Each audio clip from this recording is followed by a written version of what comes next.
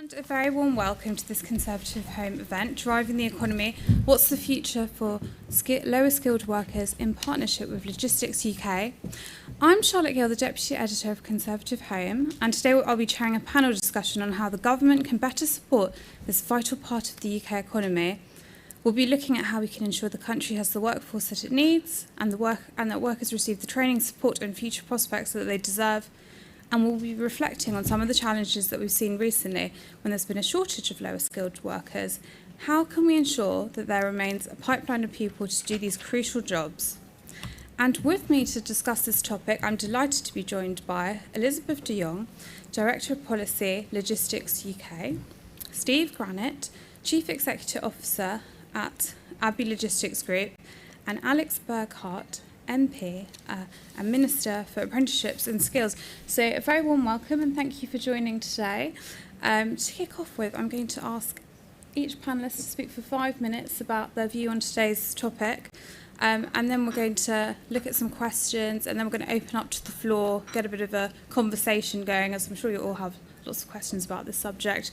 So to begin with, Elizabeth, take it away. Thank you, Charlotte. So Logistics UK is delighted to be hosting today's Fringe on Skills, particularly at a time when skills shortages are so high on the political agenda. So the title of our session, Driving the Economy, What is the Future for Lower Skilled Workers?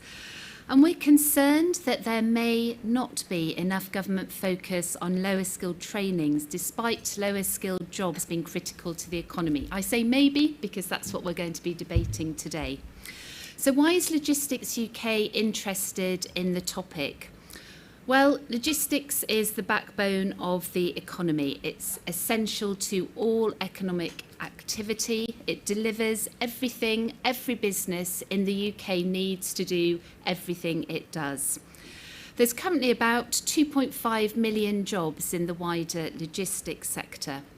And lower skilled jobs are really important to our sector. We cannot deliver our role in economic productivity without them. So 67% of jobs in the logistics sector are level 2 and below. So that's roughly GCSE standard, whereas the national average is much lower at 40%.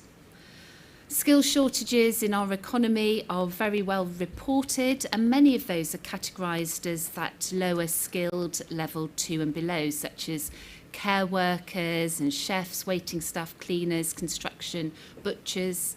And in our own sector, we've got a shortage of that level 2 as well. So HGV drivers, although high on skill and needing greater awareness of safety and legislation, is assessed at level 2.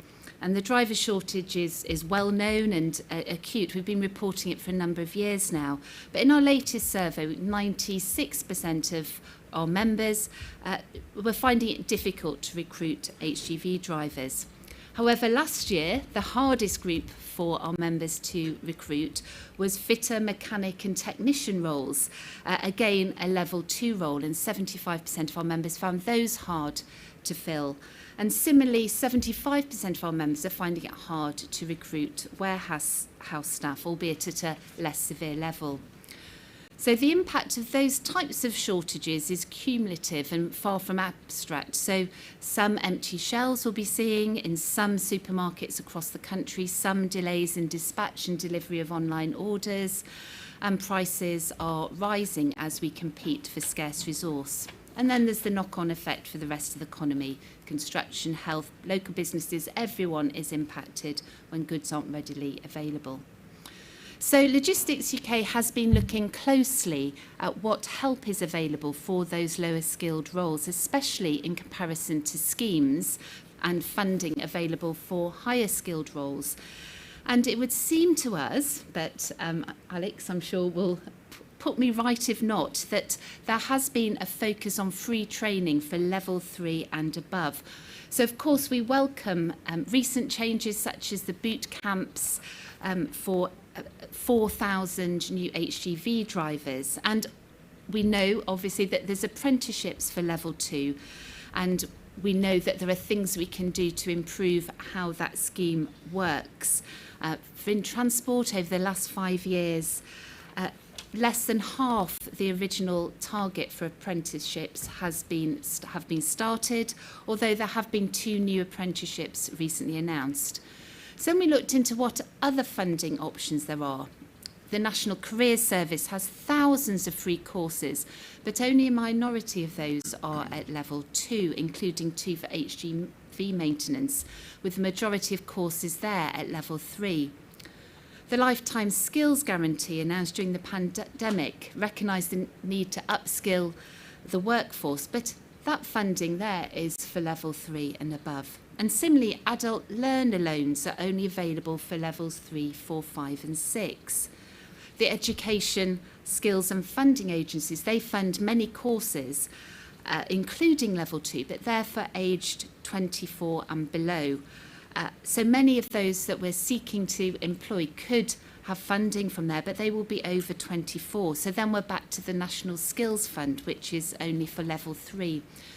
So these are some examples from our research of the difference between funding for level 2 and below and funding for level 3 and above. There may be more, but we were struggling to find a clear comparison. We asked the Department for Education what the budget was for level 2 and for level 3, but they only have one overall number that we could get access to.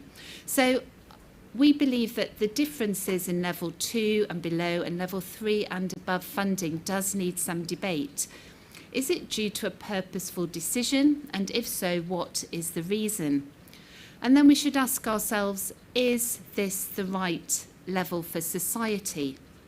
The government's acknowledged that there's not enough school leavers hitting higher academic levels, with 15% not reaching level 2 standard. The route to upskilling, however, seems to pitch qualifications at too high a level for the people that need them most. And we also need to ask ourselves, is this the right level for the economy? So the annual public funding per university student is 6,500 compared to just over 1,000 for adults in further education. Yet 5 years after completion, the higher technical apprentice earns more than the average graduates. And we know that the government's immigration policy facilitates level 3 and above roles, so surely we need more level 2 training. So we're calling for level 2 courses to be more equitably funded and more readily available. Without HGV drivers and fitters and technicians and warehouse operatives, goods cannot travel from A to B, and our economy, our livelihoods and our international reputation stall. So that's why I'm really keen to debate this today. What is the role of level 2 jobs in our economy? Are they important? And should they receive less favourable treatment than those which are at level 3 and above? So I look forward to our debate later. Thank you, Elizabeth.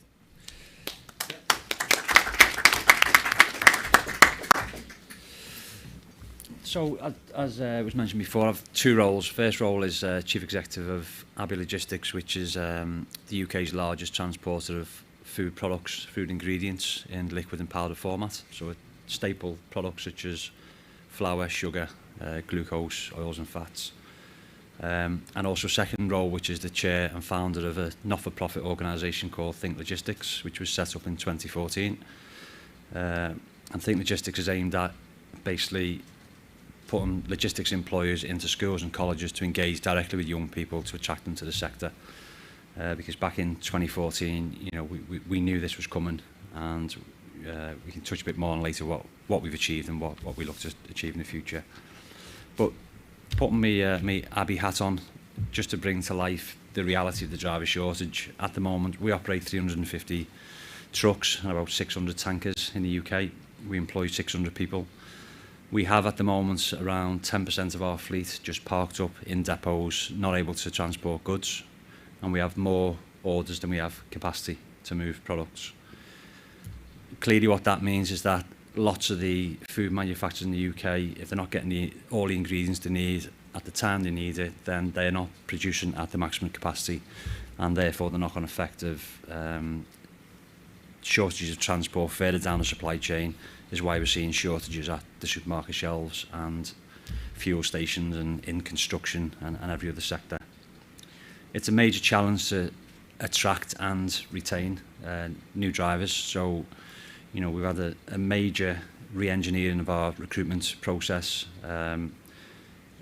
It's trying to retain drivers is a major struggle because it's so competitive in the market. You know, they're getting incentivised by supermarkets offering £4,000 or £5,000 sign-on bonuses. So it's a daily struggle just to keep hold of the workforce that we have, and every other company in the sector has the same challenge. I think, you know, clearly this has got an impact on the economic recovery for the country. If you can't move goods, you can't sell them, you can't produce, that will slow down economic recovery. And one of the biggest challenges we're having is, even when we do a great job of attracting new talent, you know, from car to class 1, you try to find a driving test quick enough and you just can't get it. So the whole process of bringing a driver from a car to a HGV is way too slow, and there's not enough capacity. So as a company and as a sector, what are we doing ourselves to try and fix the problem? Well, we put pay rates up by over 20% in the last 2 months. We're hearing stories of competitors putting rates up by 40%. Think Logistics, as I mentioned before, was set up in 2014. That's a not-for-profit. That's the sector coming together to try and encourage more young people to join the sector, and it's forward-thinking, long-term, and there's been good collaboration within the sector and with the likes of Logistics UK supporting. There's not been a lot of government support on that initiative, but I think trying to change the perception of what logistics is about. It's not just HGV drivers. You know, I'm an accountant myself. There's marketeers, HR, warehouse. Every job you can think of can be done on logistics. So that's why we set that up. There's been major investment in the equipment, you know, in trucks, modernisation. So technology now in vehicles and in tankers is much better than what it used to be. Facilities for drivers within cabs, and also facilities at depots. Lots of hauliers are investing heavily in the facilities to try and attract more women into the sector, and also retain people within the sector. We've created lots more flexible shifts, so you know, understanding that not all drivers want to be away 5 nights a week, not seeing the family. Some people want to do 4-day weeks, some people want to do just days. So we've had to re-engineer our shifts, and also we've had a major investment in in-house training and external training as well. Still, all of those things doesn't fix the problem, and that's where we look to government to try and support the sector. And there's lots of things we believe government can do, and can do much faster. Number one is, you know, we do have a major shortage of drivers in the UK, and no matter how fast we all move or how much rates we put the rates up, we will not attract enough drivers in a quick enough time to fix the problem. And therefore we need access to a bigger labour pool. Not for 3 months, not for 6 months, but, you know, people who can come to this country, can drive vehicles, move goods. They're skilled workers, and the country needs them.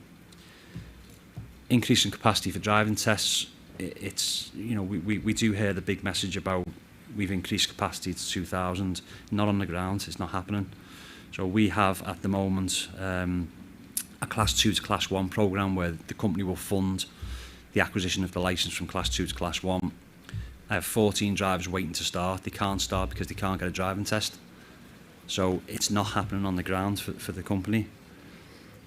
The apprenticeship levy and the Trailblazer apprenticeship, it took nearly 4 years for government to approve the LGV class 1 Trailblazer apprenticeship. You know, why does it take 4 years? And now we don't have an urban driving one for class 2. So, and 68% of the drivers in the UK are class 2. And we're putting, as a business, £120,000 per year into the apprenticeship levy, and we spend about £10,000 per year because it's too difficult to spend.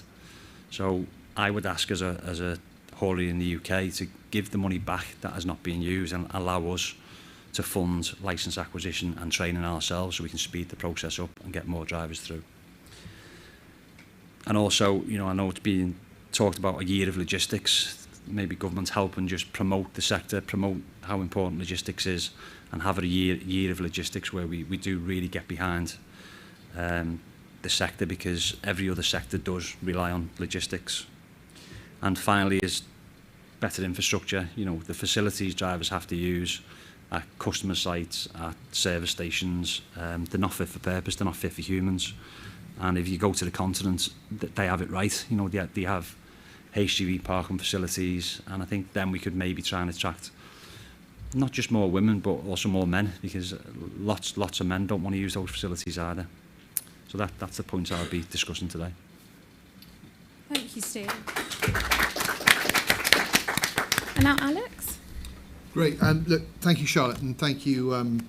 Thanks to ConservativeHome Logistics UK for having me here today. And I became the Skills Minister about 2.5 weeks ago, which feels like a lot longer than that, but it's really, really good to be here. It's really interesting to hear what's on the mind of various sectors and training providers. And I've just come back from a visit to the digital city in Salford, where I've been looking at one of our trailblazing boot camps, digital boot camp, where we take people who have who have no intense sort of previous experience of digital employment, and they get put on an intense course, 16 weeks with some leaders in the field.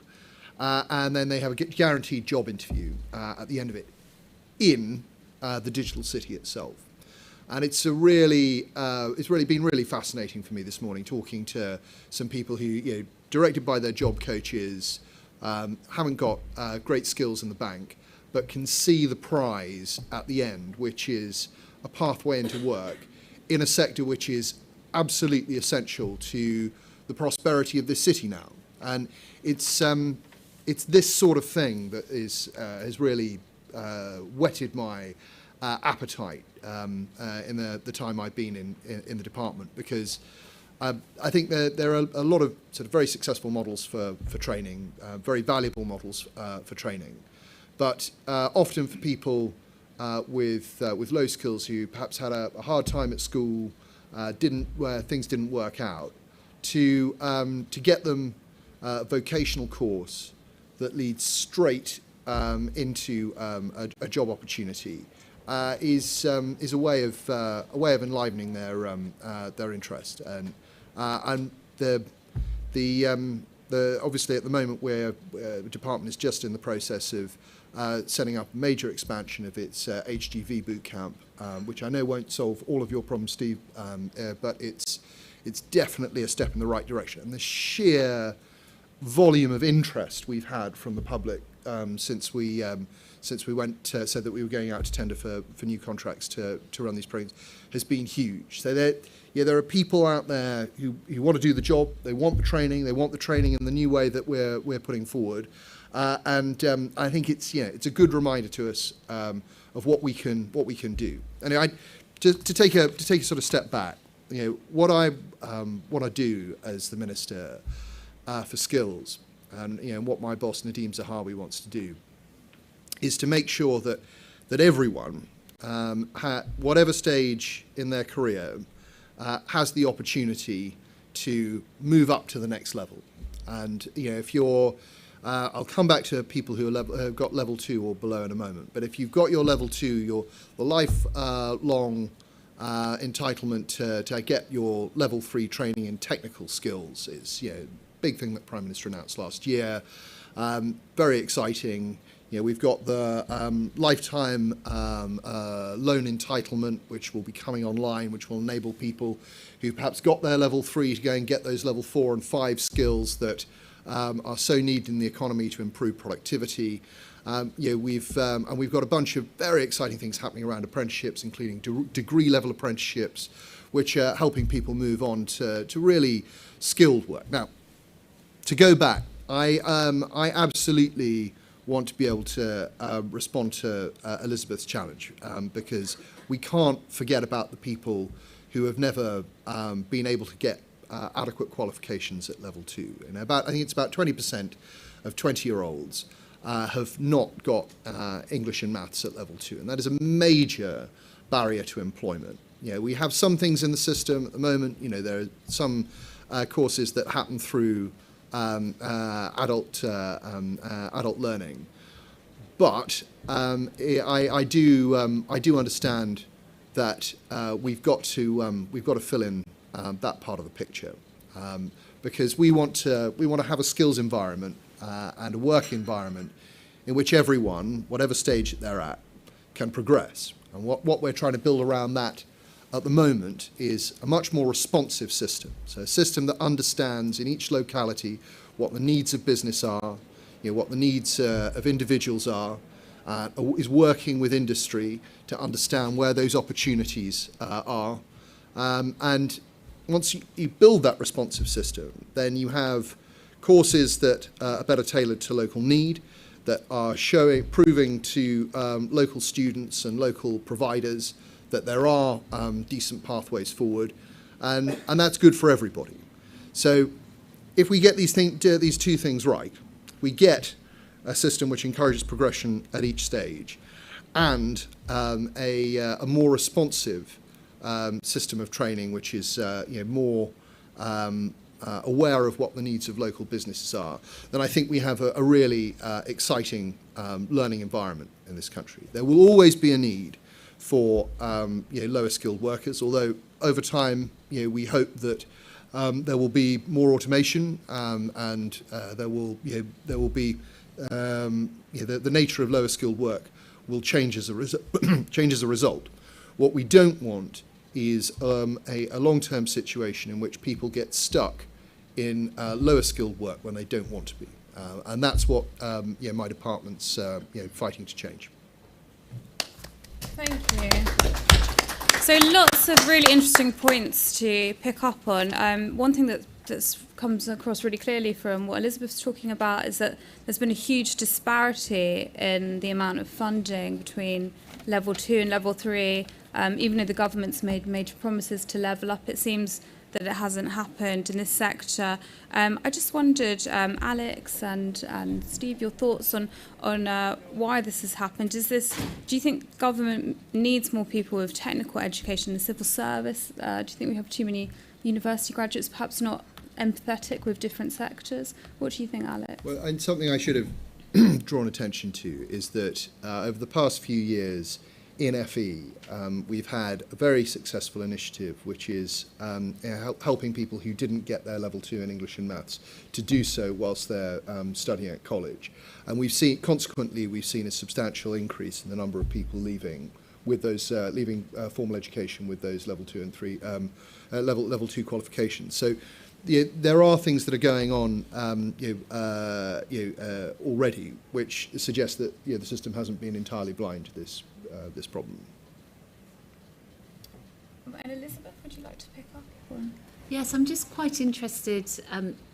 Great talk about everybody being able to progress. So would you say then, Alex, if I can call you that, that distinction between level 2 and below and level 3 and above isn't really how government thinks about skills? It's just we've happened to notice it ourselves. Is there a purposeful distinction, or should that distinction just not be there, that more is available for level 3 and above than level 2 and below?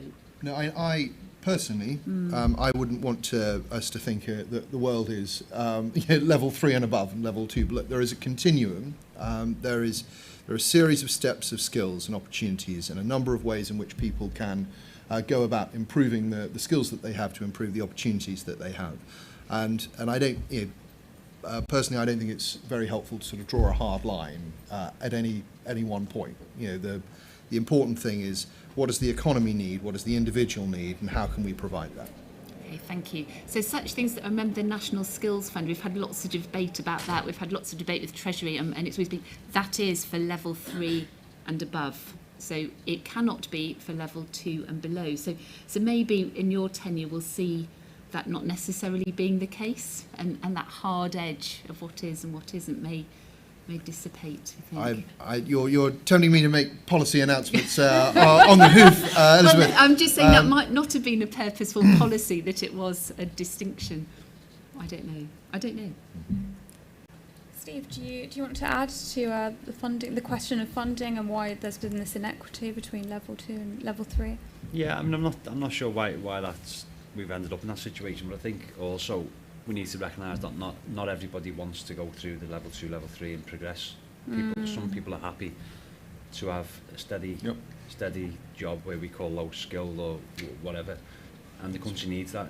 You can't. It's the same in business. We can't have everybody who wants a promotion, because who would run the day-to-day factory line or drive the trucks? You need that balance.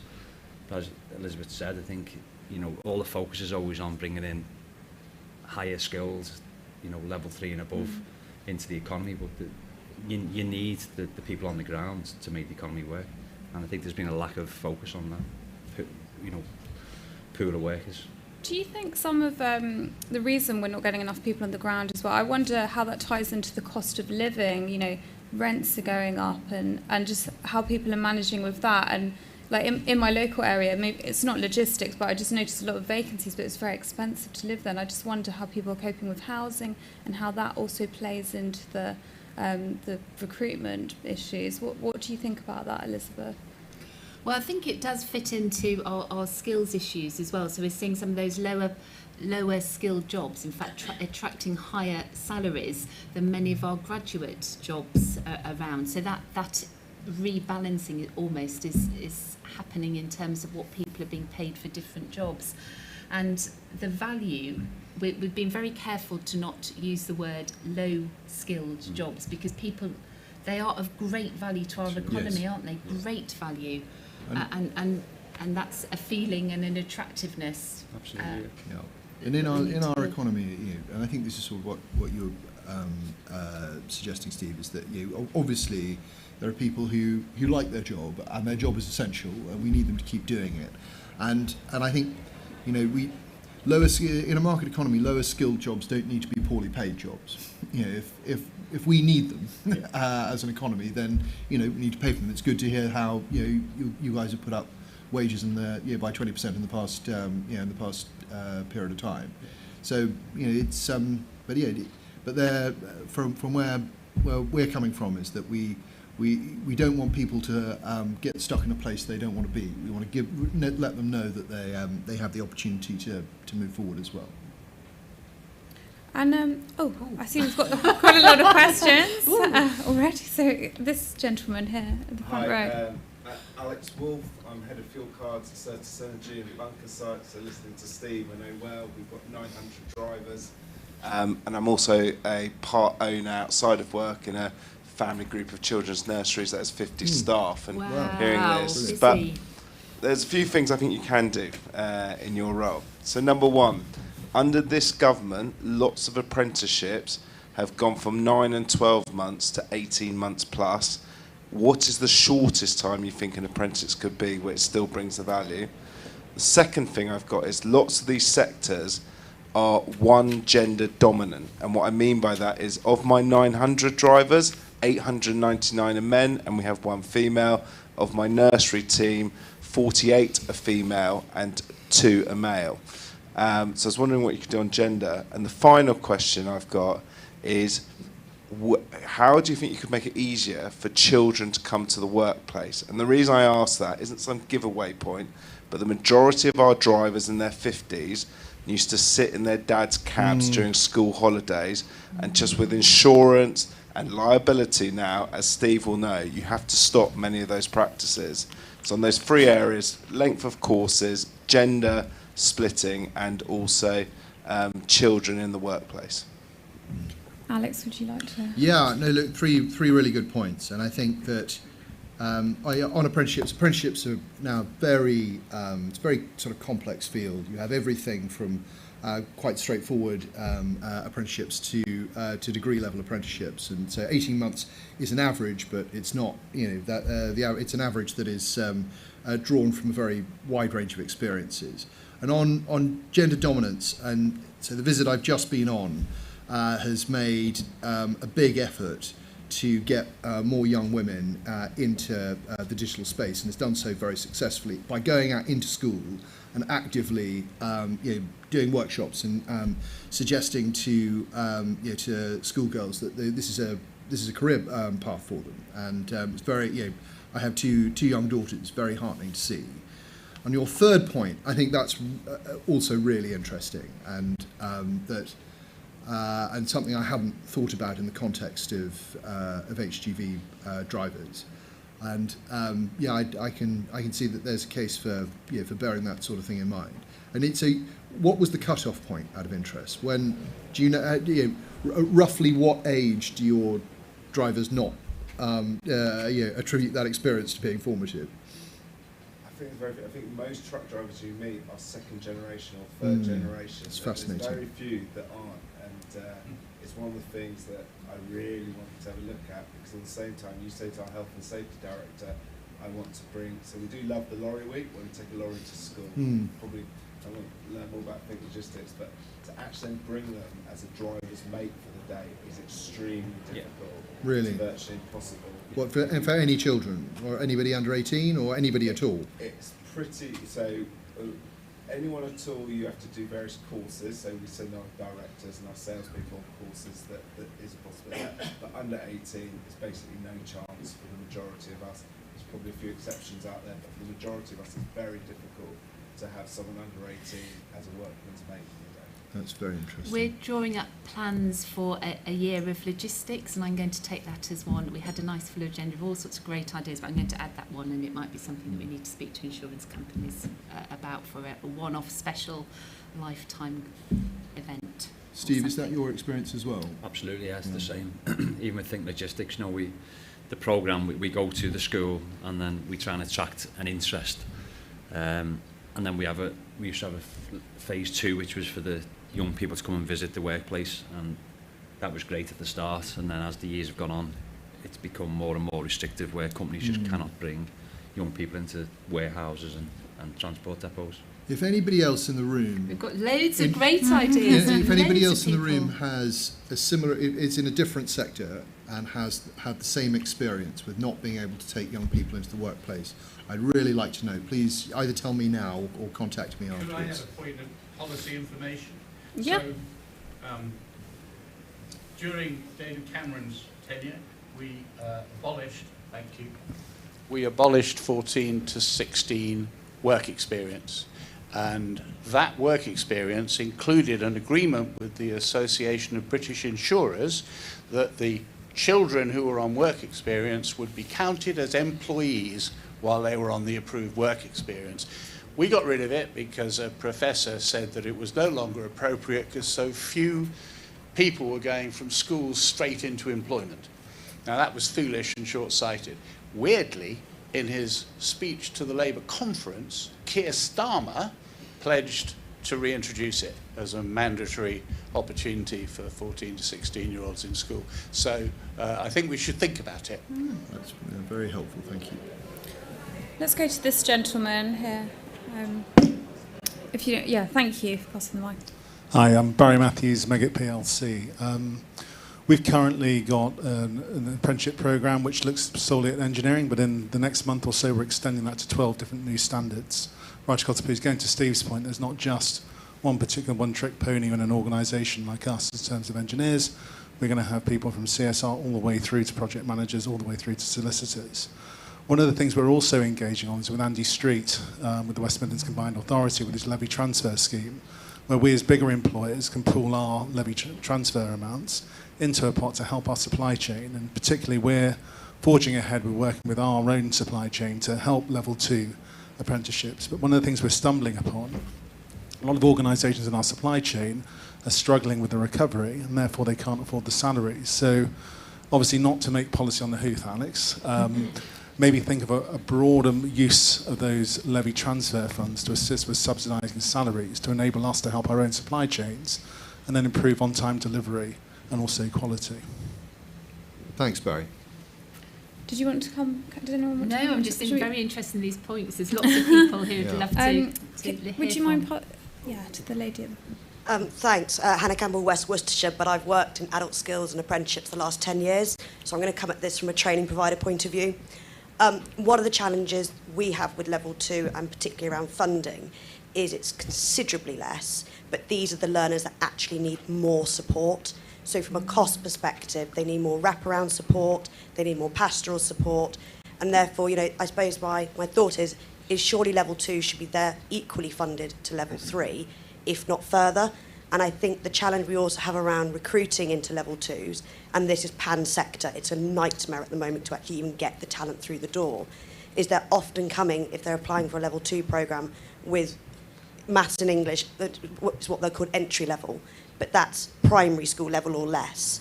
So even to get them access onto a level 2 programme, they've got this huge jump up to even access the qualifications. So yeah, I completely hear from what you're saying, but the problem is it disincentivises training providers to actually run level 2 courses and to drive that side of our business, because it's too costly and or it's more profitable on the level 3. Thank you. Good points. Yeah, so if you if you pass it along to your right. Thanks very much. Kyle from Working Families and also a Tory councillor for Ilkley. What I'm interested in is, in terms of the way that you were spoken about childcare earlier, if we look at flexible work status in higher paid occupations, flexible work seems to be the norm. I appreciate the government's making a commitment or delivering on a manifesto promise about flexible working as a day one right to request. But what's being put in place to help enable flexible working around childcare for jobs like logistical work, where you know a lot of the time you're going to be in a position where financially, if you're having to use childcare, it might not be something where you'd want to bring your child to work. How do you then make it workable? I speak from my own experience that in my previous job, I think that my pay would have been a net of about 500 quid after I'd paid for my daughter to go from nursery from 8 till 6 o'clock in the job I was in. And it wasn't in logistics, but it was similarly on a low pay basis. So it's just about not just about bringing kids into the workplace, but how do we design the jobs to make it so that people can go back, and it would probably address some of the gender issues that have been raised as well. Would the panel like to... Steve, would you like to... Yeah, I think, Steve, you've done some work on this, haven't you, particularly in redesigning your jobs, you were telling us. Yeah, that was one of the main reasons, because, you know, sometimes our drivers are not the highest paid in the house, so they're having to do childcare, and we've had to... Our traditional, go back 15 years, everybody was on Monday to Friday. They worked overtime on weekends, and they all done as many nights out, which is having to sleep in the cab all across the country. That's massively shifted now. It's very, very difficult to find someone who wants to do that type of work. So we've had to introduce 4 on 4 off shifts. We've had to do 3 on 5 off. We'll pretty much design shifts to suit good employees if we can get them. We do day shifts where they just only work days, only work nights. So we've had to just re-engineer the whole shift patterns and the way we think about moving goods around the country. So one of the main drivers was that childcare issue.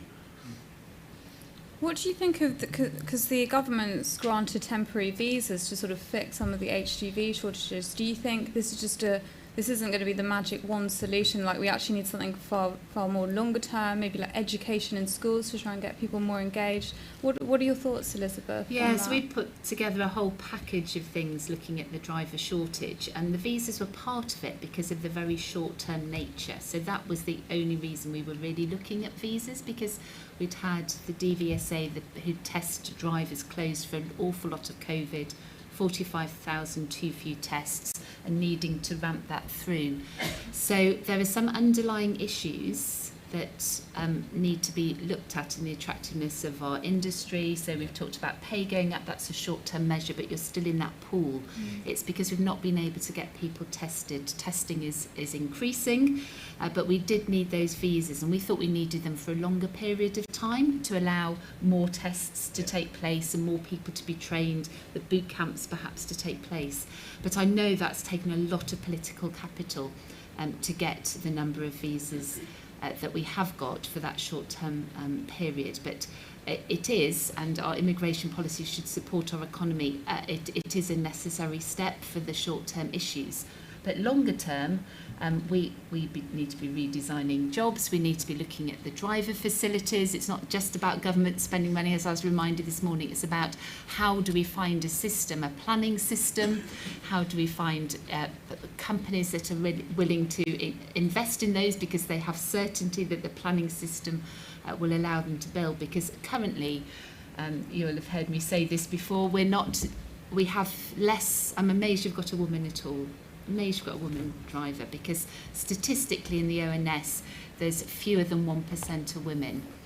and that will not improve until the toilets improve, and our diversity will not improve, because currently we can only recruit for men who can put up with wild camping, and I don't know many in my circle who go wild camping, just one or two of our directors, that's about it. Steve, do you want to pick up on this point? Yeah, I think, it's better than nothing, but practically, if you think about it, who's going to up sticks from the country for 3 or 6 months to move to the UK to find temporary work and then have to go back home? I don't think we're going to get the 5,000 that are being granted. So I think practically it's not going to touch the sides. It's not really going to help. And if we are going to try and create a bigger pool, then it needs to be moving a HGV driver into the skilled worker category where they can apply for a permanent visa, and if they can prove, they're going to bring benefit to the economy, then the immigration policy should allow it. Because the issue with, as I said before, if the sector does everything it can to make it attractive, and we have 100,000 drivers knocking on the sector's door tomorrow, it will take probably 18 months to get them all through the process of testing, approving them, to get them on the road. So there's a blockage in the supply chain there. Yeah. How can we speed? So it's testing, but I've also heard like DVLA are taking quite a long time to process a lot of licenses. What can the government do to speed things up in terms of... Grant Shapps is working on this extremely hard, and he's bringing in additional capacity from the armed forces, who have their own, people in this room will know better than me, have their own testing capacity, and so he's straining every sinew to do it, and it's a big job. Yes, and we can say from our engagement that is absolutely heartfelt. The only criticism we could level is that it is later than we would have liked it, and then we wouldn't have been such an emergency. But in terms of the level of engagement and focus on this, it is top rate focus. Alex, I know you've got to shoot off in a minute. I do. I'm afraid I've got to go at quarter. I can see your. I've got to go because my Nadeem Zahawi is talking on the main stage, and I have to go and sit with the ministers. But thank you very much for the session, Charlotte, and thank you very much, Elizabeth and Steve, and thank you very much for some very interesting ideas from the floor. And I did mean what I said.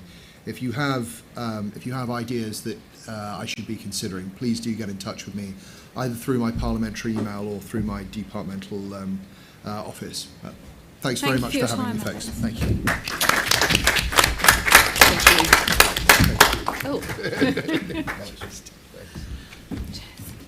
I know we still had quite a few questions, so I was going to see whose hand was up. Okay. Well, I'm an HGV driver, Class 1.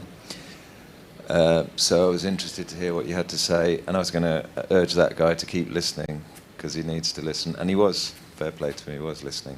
So that was what I wanted to tell him, but he's gone, sadly.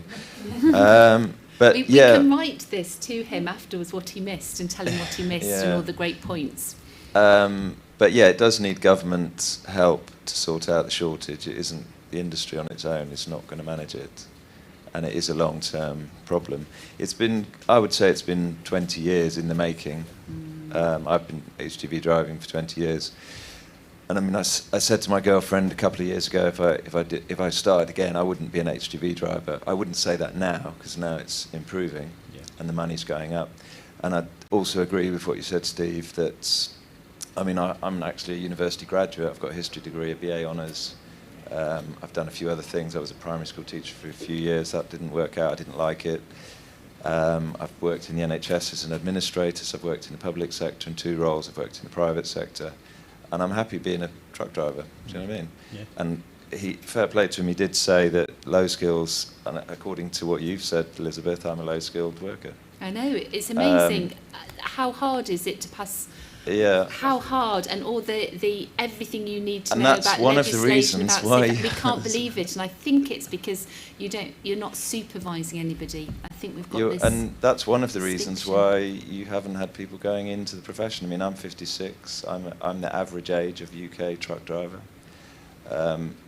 youngsters are coming in now because my company's doing apprenticeships and getting them through their, whatever it was, English and maths, because they haven't got that, so they're paying for them. The government needs to help fund apprenticeships in this area, in my opinion, in order to move that along. Yeah, I mean, just as a funny aside, I mean, a few years ago I was a single guy going on dating sites and going to dating events, and I gave up telling people I was a truck driver because it was an absolute killer. There'd be a pause, and the woman would look at me and go, "Oh, you don't seem like a typical truck driver," and then make an excuse and wander off. So just for a laugh, I started pretending to be other things. I'd like to know which got the better return, actually. Airline pilot was a good one. Airline pilot was a good one. So that got me dates. But and strangely enough, that's how I met my girlfriend that I live with now. I pretended I was an airline pilot. Oh goodness! Can't condone this. No, and obviously I got to like her. She liked me, and then Is she one going to day. find out now? Just watching. No. I actually know. Within about a month, I decided I was going to level with her. So she dropped me home after a date. She had a car, I didn't, and I decided to tell her so that if it all went horribly wrong, I was outside my house and I could scamper off.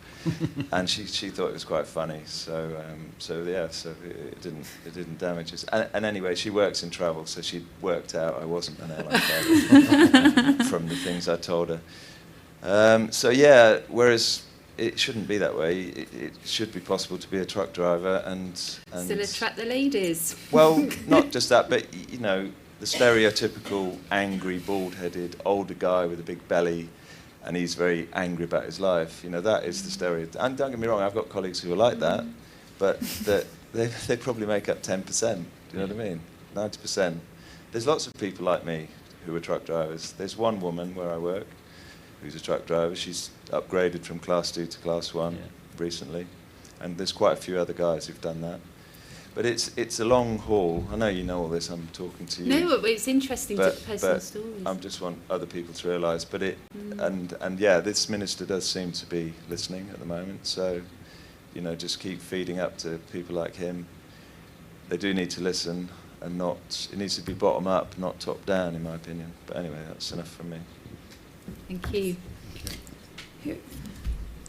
Seem to have the mic. I was just going to add very quickly. I think what's really interesting is right now, we've never been more clear that actually this country is run by truck drivers and mechanics and not by Guardian journalists. And I think we should hang on to that. And what I was going to say is whenever you're feeding this back into this debate, we should probably add the side of that university degrees aren't everything. Like I get really frustrated. I've got lots of, I actually have only just finished paying off my student loan this month. Really painful. Lots of friends who are very angry that they were encouraged to go through that route, and they realistically, a lot of them will never pay it off. You know, you spoke about having a degree as well. We have this really bad culture, I think, of it's about university degrees, no matter what that degree is, no matter what the benefit either personally or for the country is. And we actually subsidise those degrees very heavily when actually we do. They don't have, I mean, it'd be great if we could start having a really honest debate as a country about whether or not that is a good use of taxpayer funding for some of those degrees. So, and yet we can't fund nursing degrees, for example, where we desperately need them, and we can't fund apprenticeships that we really need. So I think there's got to be an honesty on that side that I don't think we've heard yet today, but I do hope it's a flip side of this debate. Yeah, that's an interesting point, because it does seem, especially with universities during the pandemic, we have a lot of young people that are just thinking, why should I bother now? I'm not getting value for money. We know that it's costing the taxpayer a lot. So why is there this gap between, and then we've got all this work, we need a workforce and the more practical jobs as well. And I guess I'm really interested in why we aren't seeing more. Well, I'd love to open that debate, and I guess what we were doing here from the logistics point of view is beginning to open that debate. Where should the funding be? Can we be, and although it's way off my Logistics UK remit, I do wonder how we could ever though take all that money back from universities now, because it's been spent, it's been invested over 30-year plans. So, but So we're looking probably at just more at those lower skilled jobs that we absolutely need, and maybe the market and knowing what you'll get and be honest about what your salary will be after you graduate will be the way that the market then calls. But I'm absolutely for purpose in our decision making and what we do as a country, and beginning to talk about that. Yeah. I'll go back out to the audience. Who's This poor chap, I've been looking at you for a long time with your hand up. Oh, okay, and thinking, sorry, I can't see you because I don't think Charlotte you're can behind see you. I someone don't else. think Charlotte can see you. Okay. We'll take this question, and then I'll come to... You go. You can just shout, I'm sure. Right, yeah. So I just want to stray slightly from HGVs. I think we've spoken a lot about that, and I just echo some of the stuff that we've heard today. So I think lady spoke very well to say that there has to be a system. I'm a counsellor, by the way, so some of the stuff Alex said is good, is not here. Is standard pattern of what officers tell us, that there's stuff but no one knows about it, kind of thing. So I think one of the things that I would say that I've heard today that there should be emphasized, and because you've got connections to government more and you're working on this. Yes, so this is as learning. Yeah, so it needs to go across yeah. the board, is that we need a system where they can determine what skills. Every skill requires staffing and funding, nursing, care homes, policemen, everything. So at the moment, even people to get people off the M25 stuck with glue and so on and so forth. So there's a shortage. So there has to be a way of forecasting this, what skills are required, and adequate funding. So your question about how to get money off universities, of course you can, because if you provide alternatives to many degrees which are really worthless, to be honest, I mean, everyone knows about it, can that be reallocated some kind of scheme where they can be part of the solution, but they've changed their focus into saying we're going to be providing apprenticeships, number one.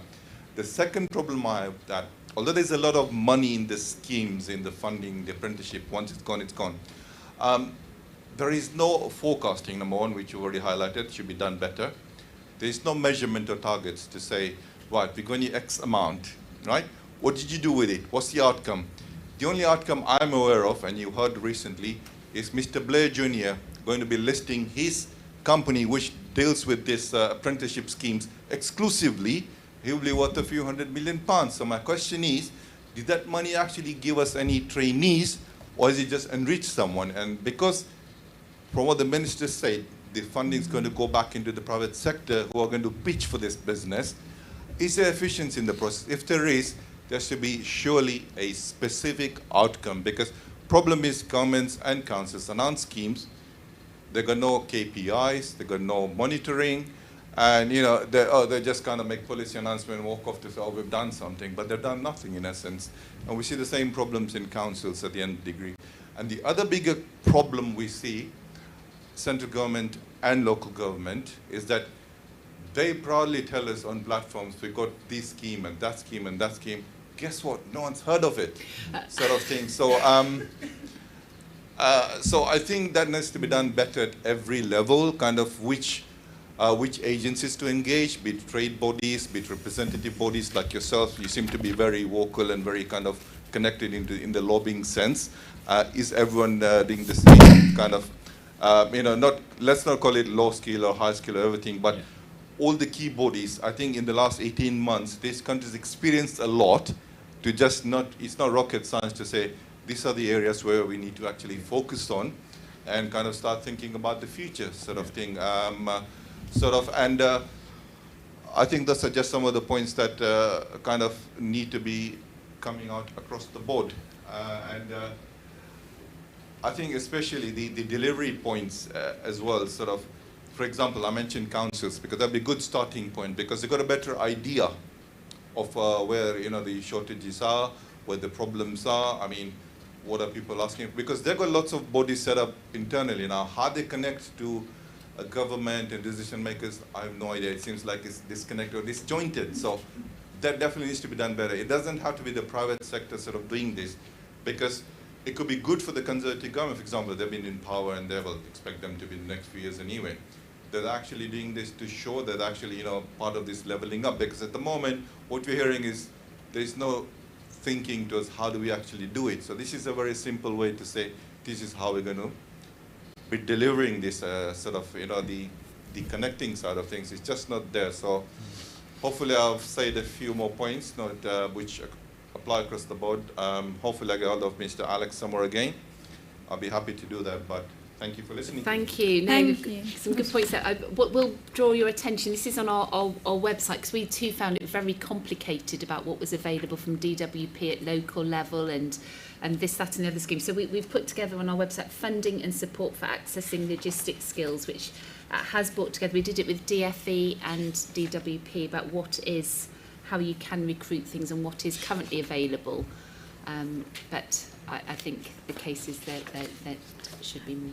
And you, sir, we'll come back to you now with the microphone. Thanks. Richard Clare, Leader, Wiltshire Council. 2 years ago, pre-pandemic, when I actually met with businesses, their skills requirements were quite diverse.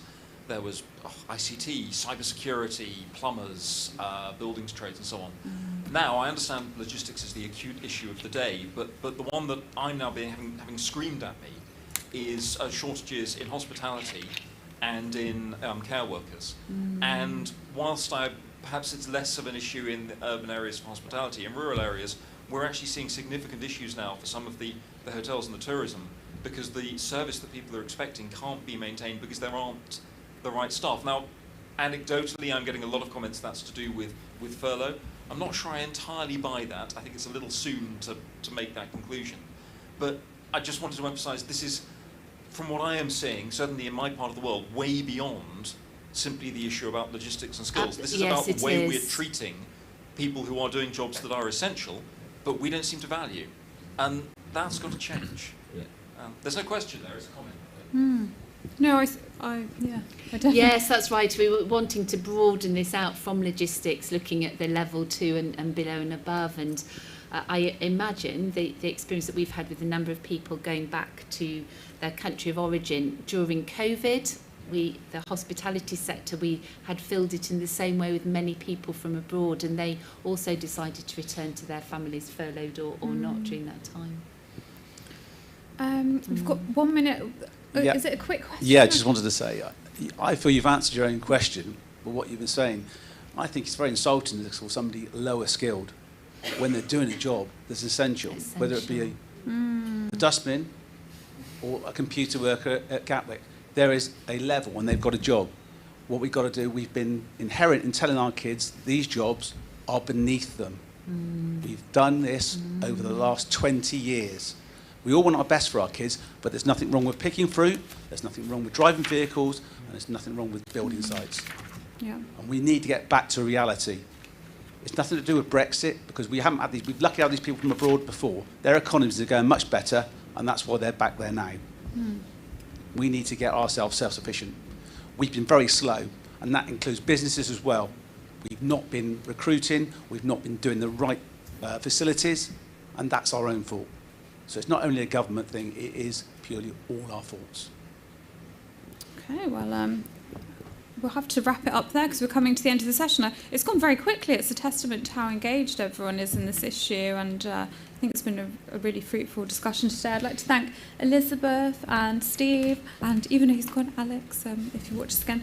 And I'd like to thank our partner, Logistics UK, and you, the audience, for all your fantastic questions. So thank you very much, and have a great day.